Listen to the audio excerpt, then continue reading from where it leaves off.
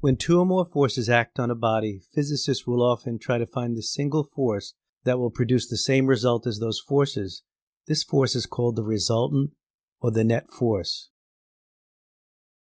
In my earlier lessons, you learned how to find the resultant of two forces when the angle is either 0, 90, or 180 degrees.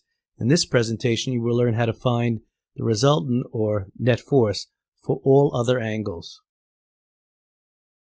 In order to understand how to find the resultant of these two forces, or F net, I want you to look at these two forces in a different way. Each force you see here acts in two directions.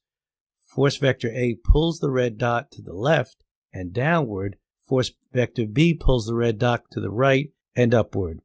The resultant of these forces is the vector sum of all the force components that act vertically and horizontally.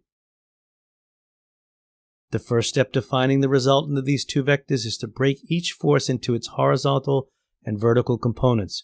When you do this, be sure to include the directions using positive and negative signs. The component is positive when it acts up or to the right, and negative when it acts down and to the left.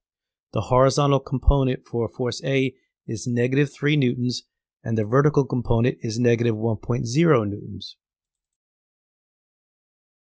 The horizontal component of force B is positive 4 newtons, and the vertical is positive 3 newtons. We find the horizontal component of the resultant by adding the horizontal components of each vector. We find the vertical component of the resultant by adding the vertical components of each vector. We use the Pythagorean theorem to get the magnitude. In this case, it's 2.2 newtons. We use tangent to get the direction. Tangent, of course, is opposite over adjacent, so it's F, the vertical component, over the horizontal component. This turns out to be 63 degrees. So the full resultant is 2.2 newtons, 63 degrees north of east because it's that many degrees up or north from the easterly direction.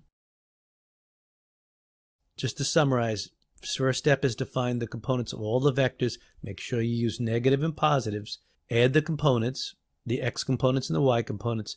Third step is to use the Pythagorean theorem to get the magnitude. And the fourth step is to use tangent to get the direction. A 5 Newton north force and a 3 Newton 30 degrees south of east force act concurrently. What is the resultant? The first step is to sketch the vectors. Then we make a table in order to break down each vector into its horizontal and vertical components. The 5 Newton force is completely vertical, so its horizontal component is 0 and its vertical component is positive 5.0 newtons. The orange force acts in two directions, so we will need sine and cosine to find its components. 3.0 newtons times cosine 30 gives you a horizontal component of positive 2.6 newtons.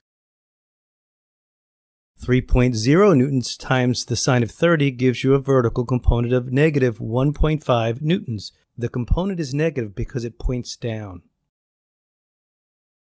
The next step is to find the sum of the horizontal and vertical components of the resultant. The horizontal component of the resultant is 2.6 newtons, and the sum of the vertical components is positive 3.5 newtons. Now that we know the components of the resultant, we can use the Pythagorean theorem to find its magnitude. We then use tangent to find the angle of the resultant. Since tangent is opposite over adjacent, we can get the angle by finding the inverse tangent of the vertical component over the horizontal component. Let's review how to find components. If the angle between the vectors is 0 degrees, we add the forces. When it's 180 degrees, we subtract the forces. When the angle between the vector equals 90 degrees, we use the Pythagorean theorem and tangent. For all other angles, we add the x and y components of all the forces, and then we use the Pythagorean theorem to find the magnitude and tangent to find the direction. This is the end of my presentation on finding the resultant of two or more forces using the vector addition of their components.